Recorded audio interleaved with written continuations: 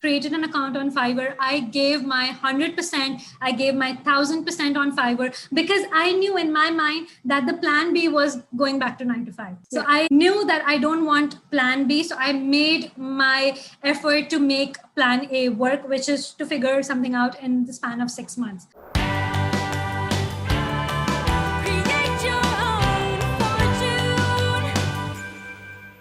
Hello. Welcome to the Pre-Idea to Profit series. And today I'm super happy to host Afreen Mansoor. Welcome, Afreen. Thank you so much. I'm so excited to be here. I'm super excited to have you all the way from Pakistan. And you have such an amazing story. Usually the people that I interview are a bit already further ahead in life, if I can call it. And normally you don't share a lady's age, but for the purpose of today, would you mind sharing your age? Sure. I am 26 and I live in Pakistan. Nice. And you've already had quite an interesting journey. Usually I do start with how people grew up. So maybe you can jump in right there as well. And also what kind of studies you did. And then Sure. I cannot wait to share actually all the curveballs and the pivots that you already did and where you are today. So we're going to get there. But first, how did you grow up? Like, what kind of setting? Are you from an entrepreneurial family?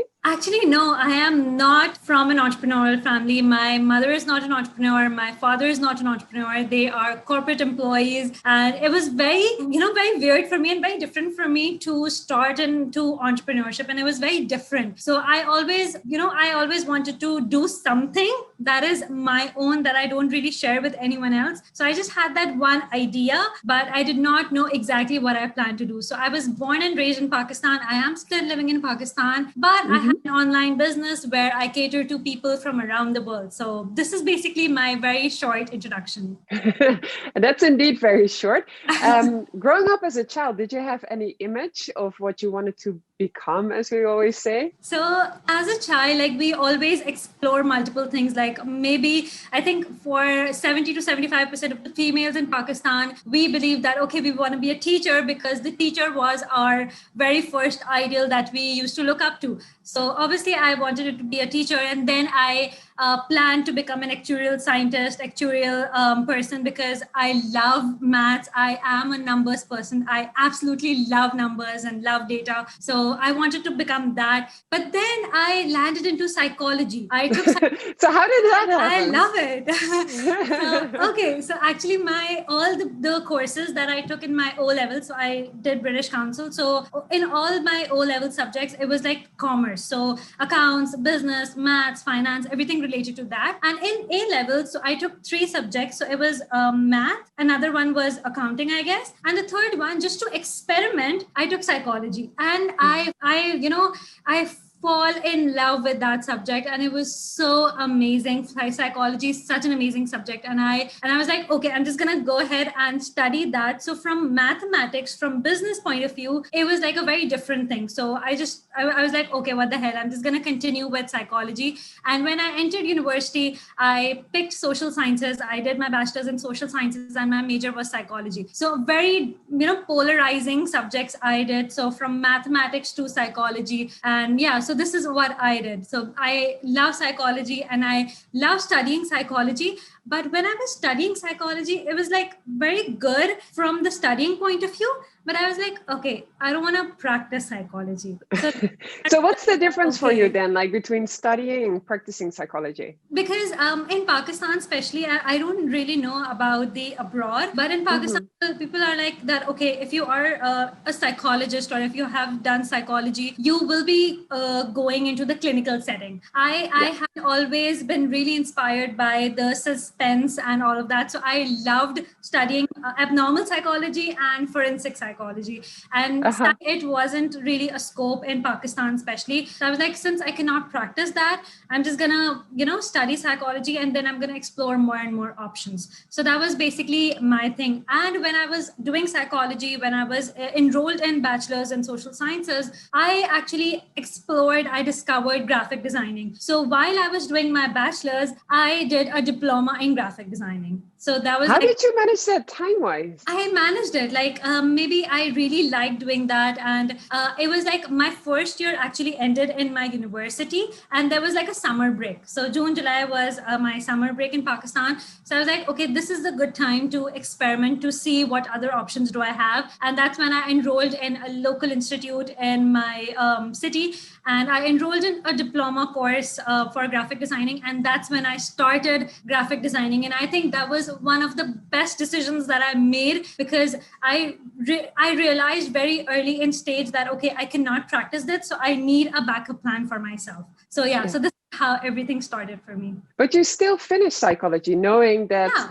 you couldn't pursue the dream of like crime-related psychology, or disease-related psychology, but you also didn't want to go like into the very beaten track, the very paved path, right? Of Why did course. you So still finish it? as I said, I loved studying it. So I loved, I love to learn about human interaction. Although I'm an introvert, but I still love all the theories and all of the complexes and all of the psychological stuff, the mindset, the subconscious mind. I'm still really crazy about it. And I'm really, really passionate to even teach myself, my students, about the mindset, about the power of your subconscious mind. So I really like talking about it. I really like practicing on myself, but I think practicing on someone else is a huge responsibility. And I think I was not ready for that responsibility psychologically and mentally. So that's when I realized, okay, I wanted it to be a very creative person. So that's when I turned myself into a diploma course. So I managed to complete my bachelor's. I got the highest CGPA of my class. So for those, wow, congratulations. so for those who are listening, like people think that, okay, in order to become the best, or in order to have the highest GPA of your class, you have to only focus on your studies. And that's not really true. I did all extracurriculars. I enrolled in another degree professionally. So everything is possible if you actually take out the time for it. So this was all. And I think university was the best time to explore for me. And I think that really changed the game when I left my corporate job in the later years. Well, you're saying so many things already. And I love your speed. That's one of the things that I love about you. Like, you're such an efficient person, and your story already proves that. I'm very passionate about, like, whenever anybody asks my story, I'm really, really passionate to share, because I think that there are so many people who can benefit from my story, and I really want to share to each and every person that everything is possible for you. Like, I did not even think that I will be in this interview sharing my story. So yeah. Thank you. And you said another very interesting point, because you said I'm very introverted. Yeah. Could you elaborate on that? Because you're everywhere. You have your own YouTube channel. You're so good also in making presentations. Like, you're on fire. So I think a lot of people wouldn't associate being an introvert when they see you. You're absolutely right. I mean, the biggest thing that I do in my coaching program is that I hop on a call with my potential clients to see if they are a good fit for my program, and that's like a huge. That's like a huge burden on my shoulders, that okay, I have to convince them. So for me, it doesn't come naturally. So I had to rehearse and re-rehearse and re-rehearse, I don't know, so many times until I get on a call with them. So you are absolutely right. And one of my potential clients actually told me that you don't really look like an introverted person. I actually consider myself like an introvert, because I am not an initiator. I cannot initiate a conversation. I cannot really, I cannot fill the silences, basically, and I cannot talk to a stranger. So that's why I consider myself as an introverted person. But I consider myself as a performer. So if I have that opportunity, I am on camera. If you are interviewing me, I just give my 100%. I give all of my energy, because obviously I just want to tell everybody that, okay, you do have different faces and you do have different masks. So you have to be a performer. So when I come on my Instagram stories, when I'm on my YouTube channel, if I am on any of the interviews or on podcasts or anything like that, I just, put that performer zone on, and I just try to kill it.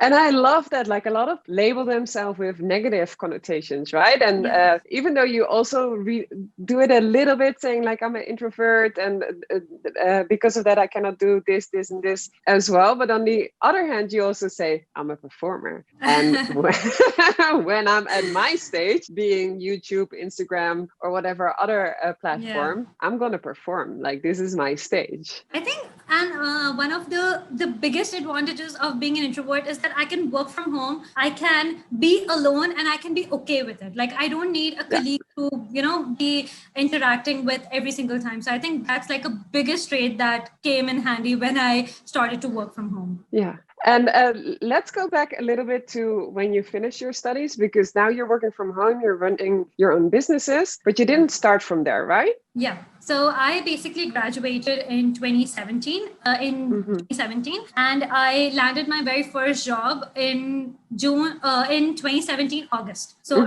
a month or so, I got into a job, and it was like a graphic designing job. So not really, again, not basically related to psychology, but I studied. I landed into a marketing/designing job, and pretty good in the beginning, obviously. But then when the 3-month period or the 3-month probation period was about to end, I was losing my shit. I wasn't able to, go back to the 9-to-5 setting. I did not like my boss. I did not like the culture. I was not really happy with my salary, and everything was not really up. That's a lot of reasons to leave a job, indeed. Like, usually people have like one or the other. No, I have a list of reasons that I am not really happy with any 9-to-5 job that I was in, actually. And maybe I was very, I had like a very huge expectation. Why? Because I had like a highest GPA of my class. So I was like, okay, I'm just going to land into the perfect job with an Instagrammable desk and the perfect salary. Really, really good. But that was not the case. So I think my expectations were just crushed. But that was still okay. But I think as I was in the job, I was like, okay, this is not for me.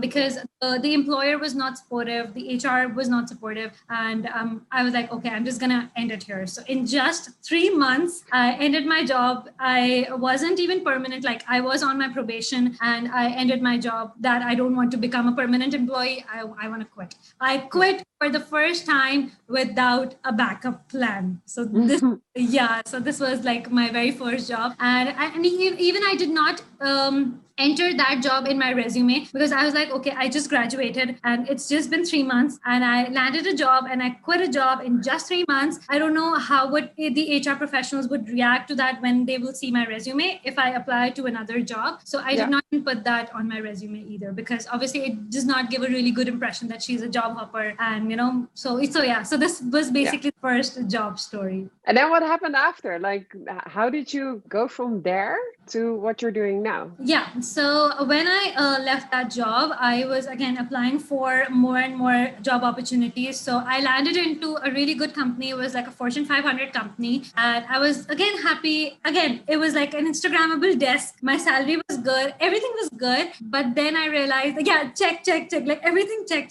But then in a month, I was like, okay, this is not working. This is not right. Something is not right. I need more for myself. And I think this is not the place for me. I left. So what is it that you need for yourself? Like, what were you missing? I think deep down, I had that entrepreneurial mindset that I want something for myself. I did not want to, it sounds very weird, but I don't want to make others rich. I don't want to make my bosses rich with my work, because I go above and beyond with my work. I know that. And I deserve the salary that I am working for. I deserve everything. I deserve all the holidays and everything like that. Because in all of my jobs that I did for 1 year from 2017 to 2018, I realized that I have to please my bosses to get salary. I have to literally beg for my holidays. Like, I was not even given the holidays that I deserve. So I think that's like a really pushback for me that, okay, I do have X number of holidays, but I cannot take them. I have to make sure the gig is there, everything is pre-planned, and then I can take the holidays. So I think my job luck was really, really bad, because all the jobs that I landed were really bad. The HR weren't,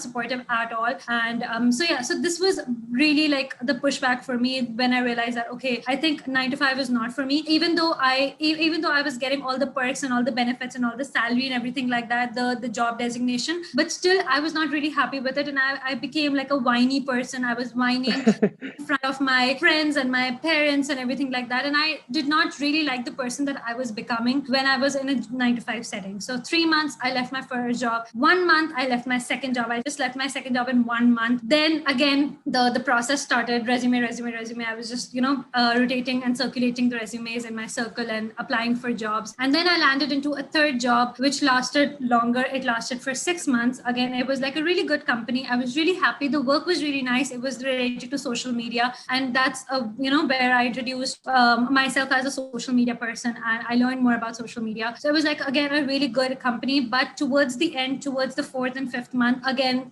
when my boss actually switched. So another boss came higher than me. And then she was pathetic. I think I really want to give her credit that thank you for being there, because if it wasn't for her, I would not have left that job and I would not have started my own business. So yeah, so I think everything was going on. So I was actually a job hopper, and then that's when I realized that, okay, I'm not a 9-to-5 person. I have to leave this job. And God bless my parents. They were supportive throughout the entire year. And I'm so glad that they were for me. And so in August, September, I gave my resignation letter that I don't want to continue, because actually that last job really, kicked me up a notch, and it actually promoted me to hate the 9-to-5 culture. Why? Because I was working on my Eid holidays, which is like it actually is considered like a huge deal in Pakistan. I was working on my Eid holidays. I was working at night. I was doing my master's while I was working. So master's was like in the evening classes. And I still remember using my phone and updating all the social media platforms while I was sitting in a class. So it wasn't really fair for me to work my ass off and, still not getting enough paid and everything like that. So that's when I realized that, okay, I don't want anyone to exploit me like that. And maybe I was not really, vocal with my voice. And that's when I realized that, okay, I'm just going to take a step back and I'm going to end it once and for all. So when I, handed over my resignation letter and I left my job again without a backup plan. So all the 3 jobs that I left, they were without a backup plan. I did not, quit a job just to land it to another one. So because I actually left my job just because I wasn't happy with it. It was not mainly about the paycheck. I agreed to that paycheck, obviously, when I was, dealing with them in the interview, but it was more. Yeah. And I love how you stood up for yourself, that you're like, okay, well, this is not how you should be treating somebody. Like, you pay them, but we still are supposed to have a life, right? Exactly. And I still remember that, I think after it was like, I think, okay. And by the way, 9-to-5 is a lie. 9-to-5 is a lie. People don't work 9-to-5. I work from 9 to 6. I work from 9 to 7. I work from 9 to 9 and 9 to 12. So 9-to-5 is a lie. So for those who say that, okay, you work 9-to-5 and then you get your life back, that's not true. I used to bring all the work at home, and it wasn't like a good job that it is supposed to be. So, and again, the HR wasn't really helpful. I think HR plays a huge role in making your employees happy, but it was actually the other way around. So they were making the employers happy, the bosses happy, those who pay their salaries happy. So that's not really fair. I mean, office politics can always be challenging, but I also love and respect how you say, well, I'm thankful for that experience, because it realized that's not, and you realize it very early in your life. Whereas a lot of people, I think, including myself at some points in my life, we got stuck being that weenie person, like complaining about everything. And you're like, hey, wait a minute, why am I complaining? Oh, I'm not happy. Oh, I need to change something. And it's very nice, of course, that you have supporting parents, but I can imagine not everybody around you was that supportive. Yeah. Like, did you have any negative reactions from other people? Yeah, my friends. I think I love them. I dearly love them. But I actually read it somewhere, and I really practice it right now, that don't take advice from someone who hasn't done what you want to do. Yeah. So all my friends were in a 9-to-5 setting. They were corporate employees, and I have a very small friend circle, and all of my friends were corporate employees. So I was like, I'm just going to ask them if it's a right decision to leave a 9-to-5 job. And as expected, I just got like a negative reaction. No, don't leave it. Like, why are you leaving it? It's just a phase. It will pass. You need more time. Just take a deep breath and everything will be okay. So I think in that case, in that scenario, they wanted best for me. And that's why they said that. But at the same time, it wasn't truly best for me. And I was like, okay, I am not really happy. If my parents are there, they are supporting me, because at the end of the day, I am living with my parents. So I don't want to be like a, financial burden on them, because I'm not contributing to the family. So obviously I was unemployed the time when I was not working. So I think their approval mattered to me the most. And my friends were against me, but they were like, don't leave it and all of that. So I was like, no, I still want to leave it, because I don't like the person that I'm becoming. And I don't want to be like that person. I'm a very happy person. I like to be happy. And that's when I realized that, okay, I'm just gonna leave that job. And even after leaving that job and, realizing that 9 to 5 is not for me, I was still sending out resumes. I was still I was very crazy. Why though? I still thought that, okay, this wasn't entrepreneurship isn't for me. And I think I need like a crazy idea to do something about it. Oh, there we go again, the crazy idea. Yeah, and a crazy idea and a huge investment in all of that. And maybe because I did not trust myself and I was really dependent on the paycheck to paycheck wheel that we all are when we are in the corporate world. And maybe I was missing that paycheck. I was unemployed for 2 months. My friends were Instagramming their offices and meetups and everything and I was like a loser who was just sitting at home doing nothing without any backup plan, without anything. So I was actually becoming a loser, especially when I actually got a medal that year because of scoring the highest GPA of my class. And that really kicked my confidence level that, okay, what am I doing with my life? I am a highest CGPA holder of my class and I'm unemployed. So it actually is very, it's direct relationship. So if you study more, if you are academically more intelligent, you will get like a very good job. But that wasn't true in my case. I was really not happy. And that's when I started sending out resumes. And how did you then turn around things for yourself? When did you stop sending out those resumes? This is a very embarrassing story. And I have actually apologized to that employer. I still know him and I have really apologized. I would like to share that experience. So I got into a job and I had to start in December. I went to an orientation. So he called me for an orientation and the orientation was on Thursday and I had to start on Monday, the Monday after following that Thursday. And I was like, okay, I'm just going to go to the orientation.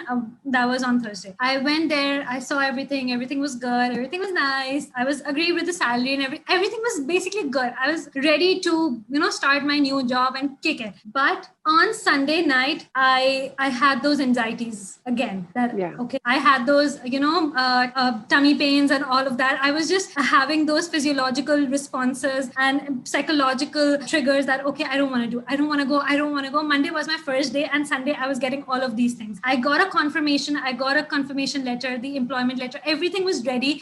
My conveyance was everything, basically each and everything, you name it, was ready. My even clothes were ironed for the next day and all of this came. Everything was ready except you. Sorry? Everything was ready except for yourself. Yeah, sadly, yes. And I was like, okay, what is happening? But I just, relaxed myself. I was like, okay, go back to sleep. We'll see in the morning. And the morning came at 7 a.m. I was like, I don't want to go. I just told my parents, I don't want to go. And I didn't go for my very first day of my brand new job. And I apologized to my employer over email. I did not even have the courtesy to call because obviously I was embarrassed. So I emailed them that I'm really sorry. I know this is highly unprofessional, but I cannot come. I have to figure out some things for myself. I need some time. And mind you, I was actually unemployed for 2 months. So I had that time, but I did not do it. So I was like, I need some time. Please forgive me, but just, don't be upset. Don't be mad because obviously they were waiting for me because it was a managerial position. So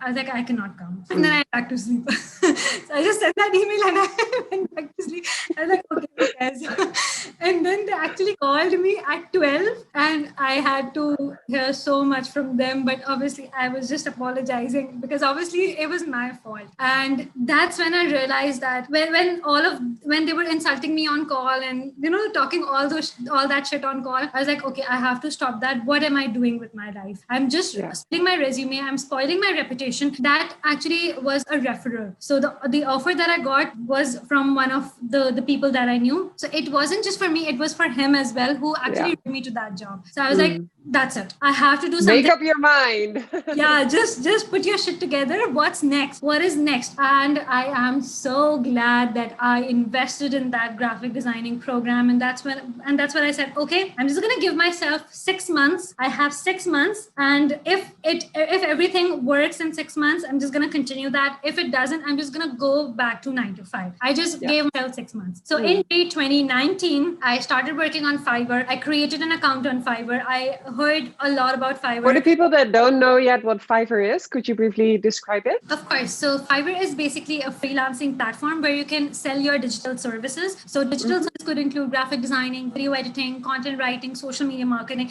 basically anything that can be bought and sold online. So that's basically what the digital services are all about. And since I already was a graphic designer and I knew how to design and I was really confident with my skill, so I just started working on Fiverr because that was the last resort. And I created an account on Fiverr. I gave my 100%, I gave my 1000% on Fiverr because I knew in my mind that the plan B was going back to 9 to 5. So I knew that I don't want plan B. So I made my effort to make plan A work, which is to figure something out in the span of 6 months. So that's when I joined Fiverr. And I don't know, fortunately, unfortunately, but the exchange rate is really high in Pakistan. So if I earn in dollars, I actually get more money if I convert it into Pakistani rupees. So for me, it was like a good deal. So I was able to, double my income in just 1 month. And I was like, okay, I am set now. I don't need them because I was happy. I was working from home. I did not have to deal with, all those toxic situations. I was getting more money and I was really, really chilled out. And all that within your first month? Yeah, within just first month. And even I tell my students in my program, I even tell them that, yes, it is possible for you because I made it possible for myself as well. Even in 2019, Fiverr was very saturated. It was very crowded. There were thousands of sellers on the platform, but I knew that I had to make that plan work. And I did. So, and then I just continued that momentum on the platform. I just did everything I could. I over-delivered. I got a 5-star rating. I became a level 1 seller. Level 1 seller and level 2 seller are basically the promotions on Fiverr. So I became a level 1 seller. I became a level 2 seller and my clients were really happy with me and all of that. So I was really... Including me. I'm one of them. So she's also my client. So yeah, I am really, really happy that I found you on Fiverr. So yeah, so I was really happy with all the work that I was doing on the platform. And not even that, I was actually learning more about online entrepreneurship. I was looking at more and more opportunities. What is there ahead of me? Because obviously I did not want to become a full-time freelancer for the rest of my life. So I think dancing actually gave me that opportunity to explore more what, the 9 to 5 cubicle setup doesn't give you. Because obviously when I used to come home, I just bring back all the work and there was not much time left for myself, for my own learning, for my own growth. But freelancing actually gave me that opportunity to work from anywhere in the world, to pause and take a break when I wanted to take a break, to just give my 1000% when I was in, full mood of productivity and all of that. So again, you're going so fast and you have so many things to tell. So from being a freelancer, you actually moved on to having an online business. Yeah. Can you elaborate on how that went? Because sure. Right now everybody is like, oh, online business, online courses, but you were there already before the whole pandemic hit. Yeah. So pandemic actually came as a blessing in disguise. So I'm just going to talk about that as well. But for 6 months and for 7 months, I was very inclined and I had the momentum on the platform. I was delivering, I was getting orders, I was delivering to my clients, I was getting orders. It was like a very, very smooth thing that I was, into on Fiverr. And I'm really, really glad that such platforms actually exist because it actually gives people like us more opportunity to explore and to, have more and more work opportunities besides toxic 9 to 5 setting.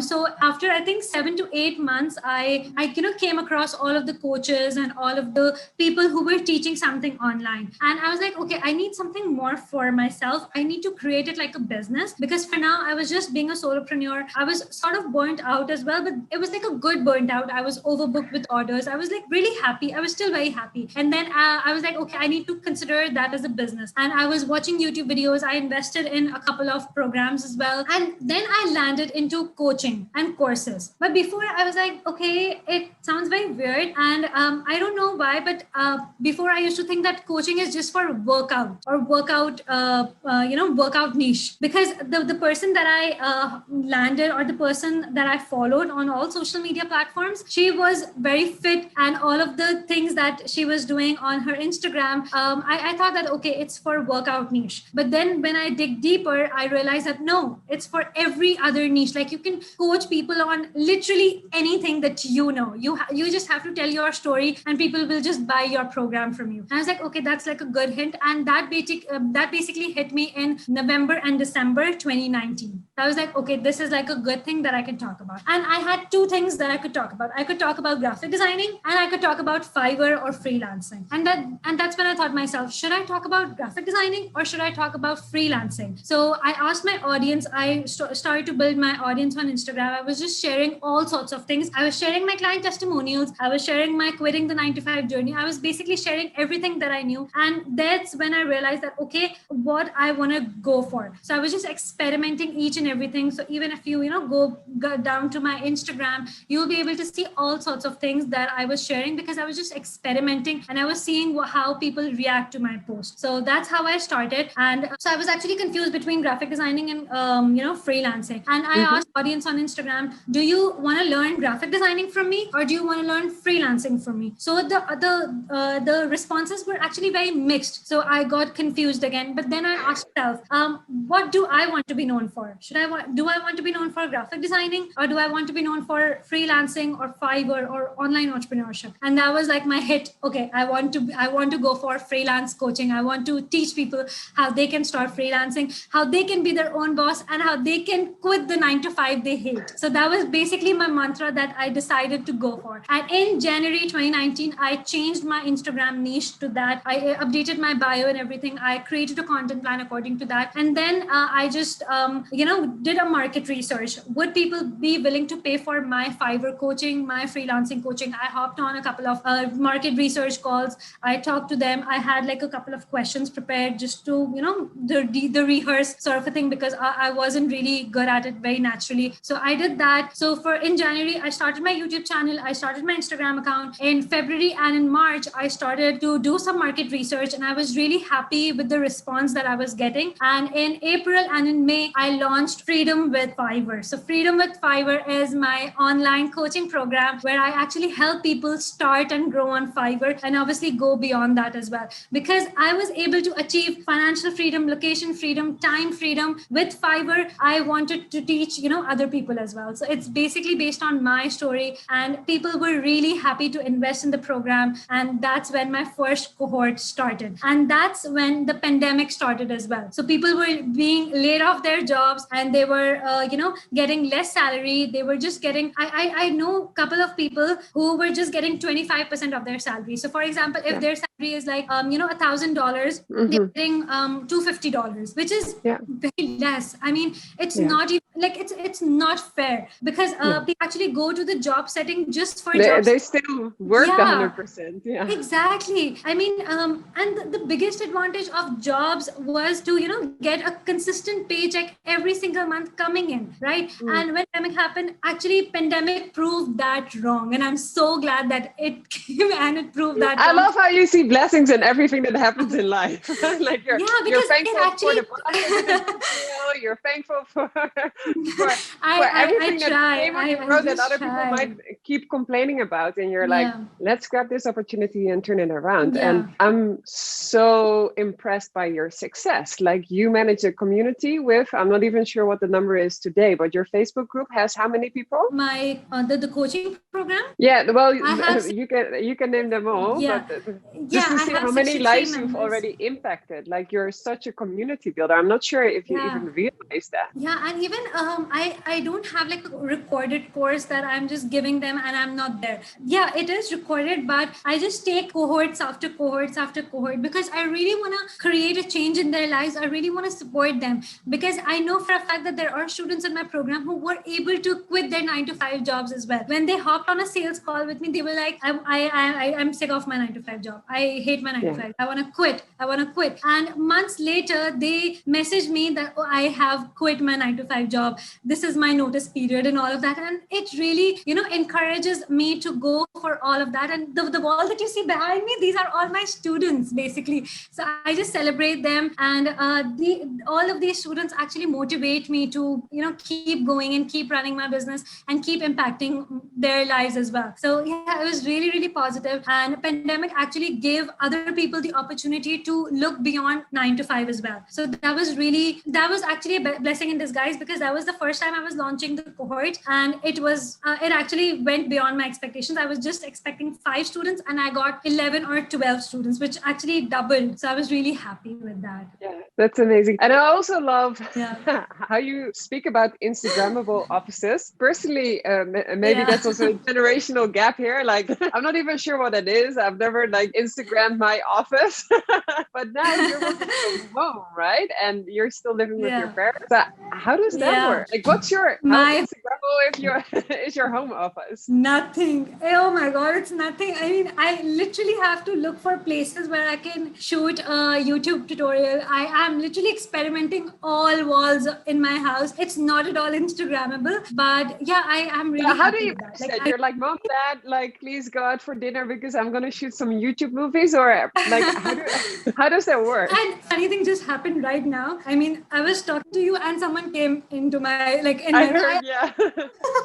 I actually told them that I am in an interview. Don't come. It's gonna, and it won't look good. But so these things happen. But at the end of the day, I just have to look at the big picture, that I am happy. I am mentally, emotionally, physically happy. I can concentrate on multiple things, and I am running an online business and I'm getting paid for it. Everything is good in that regard. So yes, I am working with my parents. So I think I am living with my parents. So I think if I would have lived alone, it would be very easy for me to do everything, to manage my own time, have my own set schedule. But if I am living with my parents, so I think I have to have a certain boundaries for my business and for them as well, so that I am not alienated at all. So yeah, this is what happens, but otherwise everything is good. Yeah. And I think something that seriously maybe you don't realize as much is the impact that you've had on other people, because you've already impacted so many lives. Like, you're creating jobs, or not even jobs, I'm not even sure how to call it. You're creating opportunities for other people. You're creating businesses, actually. That's what you're doing. Yeah, actually, this is very true, because I just tell them that I give them the formula. I give them my strategies, because whatever I am doing, I know I have put my heart, soul, sweat into that particular project that I am currently running. And I still want to perfect it every single time a new cohort comes in and, has that all sorts of expectation. And even funny thing happened, because when I started my batch, it was the price point was very decent. It wasn't very premium, but it wasn't very low as well. It was very decent, but I thought that it was a premium for Pakistani individuals. But I still, because I know for a fact that I give my 100%, and I don't want to, quote less for me or for my clients, because I only want serious people who are ready to change their lives. So this is one of the questions which I ask my students as well. Are you ready to take all what it takes to, to just commit, and are you ready to change your lives? And because I only want those people in my life. I don't want everybody to just take care of go through the program and do nothing about it. That's not what Fiverr is about, right? So yeah, so this is what I have done. And even I just increased my prices just a bit for my cohort 3, 4, and 5. But just to compensate for that gap, I announced so many bonuses just to because I thought that, okay, it wasn't fair for me to increase the prices, even though people were able to leave their 9 to 5 jobs, people were able to make more what they were making back at their 9 to 5 jobs. But for me, I was like, okay, I think I have to give more and more and more value to my students. And that's when I announced more and more bonuses as well. So currently, I have my 5th cohort going on, and it's going pretty good. And I actually take monthly cohorts. So it's like a month-long coaching program for my business. Yeah. That's amazing. And when we were preparing this call, you also shared some stories about your international clients that I also would really like to share with the audience listening or watching to our talk today. Could you elaborate a little bit on what it has been like as a Pakistani woman to work with clients from all over the world? Yeah, sure. So I'm just going to talk about both of the sides. So as Pakistani, if any Pakistani people are listening here, we used to, hide our identity that, okay, people don't really trust Pakistani people because they think that we're a fraud and we're a fraudster and we are a scammer and all of that stuff. So I think even my students, when I teach them Fiverr, when they ask what location should I set on the platform, I was like, just be honest. You are in Pakistan, just write Pakistan. Why lie? I mean, what ashamed of, right? So I think in Pakistani, there is this mentality that international people don't trust Pakistanis. International people don't want to work with Pakistani clients or Pakistani freelancers. So I think that's the misconception that is in the Pakistani mentality. But on the other hand, international people, I love working with them, and I think they are just amazing. I do have my biasness for international clients as well. I love working with them, and even though I have a business as well, I still am working with international clients just to keep that ball rolling of graphic designing. I still do designing for my other clients as well. So one client, he actually lives in the US, and he basically asked me where I was from, and I was like, I am in Pakistan and this. And he was like, wow, you are literally changing the game for Pakistani women and all of that. And you are. Yeah, it was such a great compliment because I wasn't expecting that at all. I mean, it was just like a very random conversation because all of the work was over and he was just asking me like, just to build that connection. And I was really happy to respond to that person as well. So, and when he messaged that, I was like, okay, I have to share this on my Instagram story. I have to share it with people because it's really important to portray yourself in such a way, because at the end of the day, you're not just presenting yourself, you're presenting the entire community that's behind you. So if one Pakistani freelancer is a scammer, you are actually, presenting the entire population of Pakistan. So I was really glad that I presented myself in such a way that my client was happy that in future, if I am not working for them, he won't hesitate to hire a Pakistani freelancer. So I was really happy with that matter. Yeah. And even though you are my client as well, you would, I think, tell me, how is it like to work with a Pakistani freelancer? Well, personally, I mean, I'm Dutch, but I identify with it, but I don't identify with it in a certain way as well. I've visited 150 countries. I lived in other countries. So I feel I'm a very global citizen myself. So I usually say like, I was born in the Netherlands, but I am a global citizen.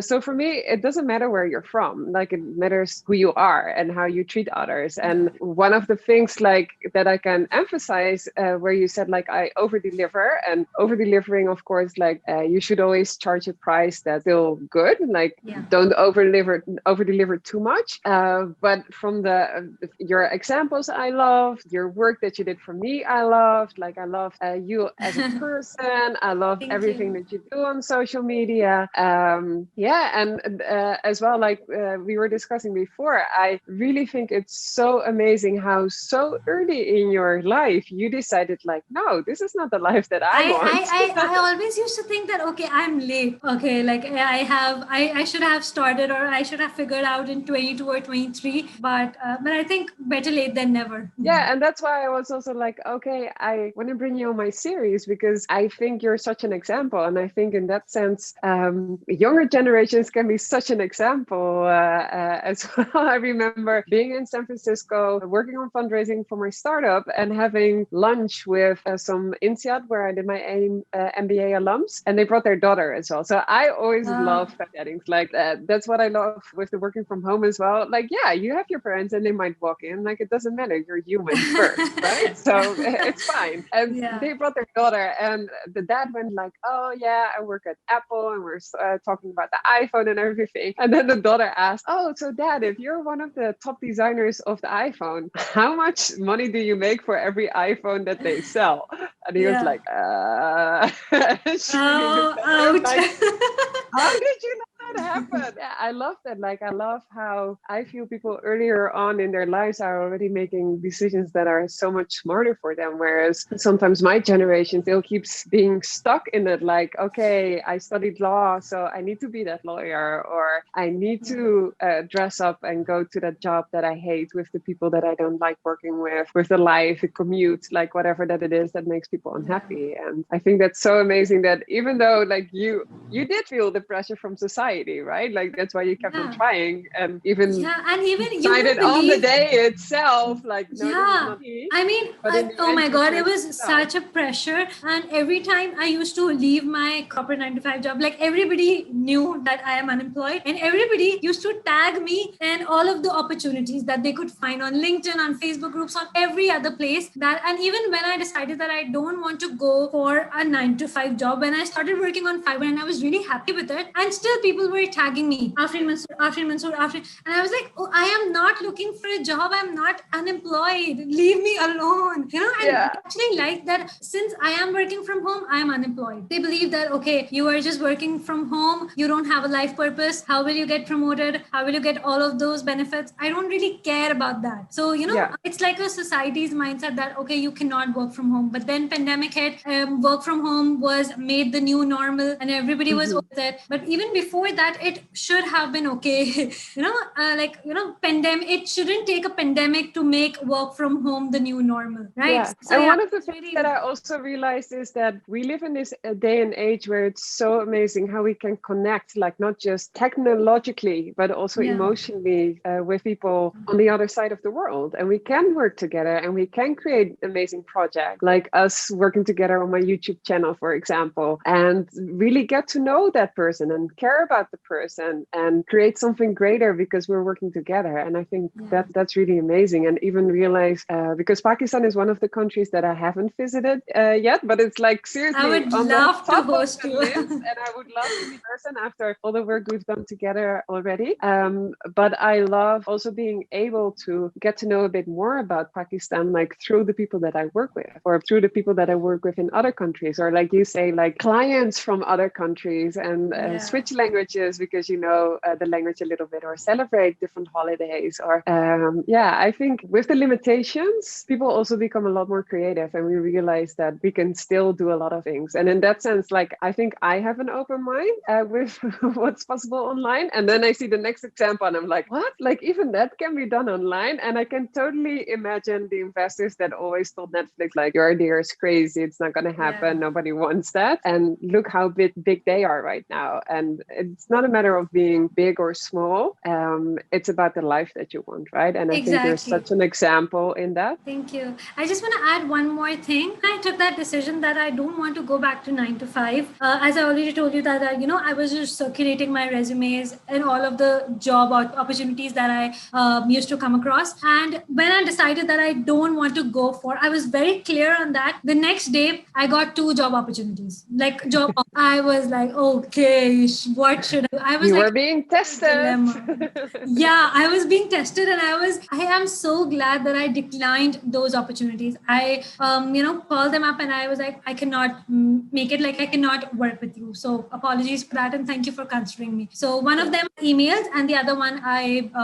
declined on a call, and that was like the very push that okay, I needed in order to just give my 1000% to what I believed in. And mind you, I was not earning a single penny on Fiverr at that point in time, so it was a leap of faith that I took. I did not know what's ahead of me 6 months from then or 12 months from then, but it's just that you have to believe in yourself, and you have to just believe that everything is possible if you have the right mindset, if you have the right resources. I think everything is surely possible. So all the excuses that you're making, that you're not an expert yet, you are living with your parents, or you don't have enough finances. I was unemployed for 2 months. I did not have a paycheck coming in. My bank account was a mess, but I still made it happen. And sometimes you need that to get ahead, right? Because that's really like you have no choice. Great. Well, thank you so much. I have one final question for you.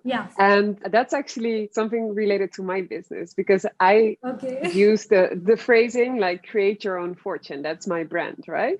And for me, that's something that is a tradition in my family, that we speak about like you're responsible for your own happiness. So I'm very curious, if I were to ask you, what does fortune mean for you? Fortune for me is freedom. Freedom. And what's freedom then for you? Okay, yeah. So freedom, it's time freedom. I should be able to work from anywhere in the world. I should be able to take breaks anywhere, like whenever I am ready to do that. Freedom for me is just, freedom to do anything. I don't want anyone, be it a boss, be it anyone else, to tell me what to do, to tell me what I am capable of. Freedom to just roam around. And in Pakistan, it's very difficult. So for me, freedom is like more of a physical freedom to just go out there, sit in a coffee shop, do my own thing, and just, I don't want anyone to disturb me financially, mentally, physically. So financial freedom, location freedom, time freedom, energy wise, I need to be more free. I need to be more charged. I think if everything I have,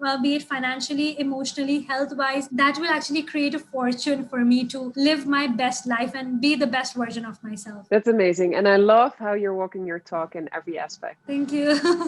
Thank you so much. We'll be sharing your socials for everybody that after seeing this is like, wow, I want to be connected to this amazing girl. So where can people find you? You can find me on Instagram, where I am most active at the rate Afreen Mansoor. And I am on YouTube as well at the rate Afreen Mansoor. I'm like all on my platforms at the rate Afreen Mansoor. So YouTube, Instagram, and on Facebook, I'm at Afreen Mansoor Official. So yeah, these three main platforms. We'll make sure that in the comments we also share it. And if people have questions or comments, we'll make sure that we'll read them and we'll answer them as well. So thank you so much again. And I cannot wait to meet you in person. I would love to host you. Yes. Thank you so much. I'm actually really charged for the 2021 goal. No, I mean, for me, that's one of my goals in 2021. Oh, okay. Visit Pakistan and to meet you in person. I'm just going to mark my calendar and I'm going to, stop my business for those days. Let me know when you come. Yes, I will most definitely. I think you still wanted to say something and I interrupted you. No, I think okay. No. Well, keep it up. I'm a fan. I can only recommend you very highly to everybody out. And thank you. Yeah, happy day to everyone. Thank you. Bye-bye. Bye.